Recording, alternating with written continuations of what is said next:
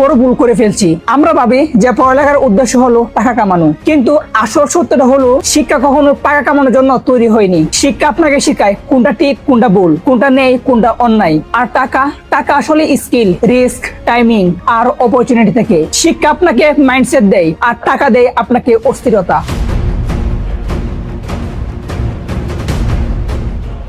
আচ্ছা, টিকটক করে কি সবাই সফল? উত্তর সোজা, সেটা হলো না।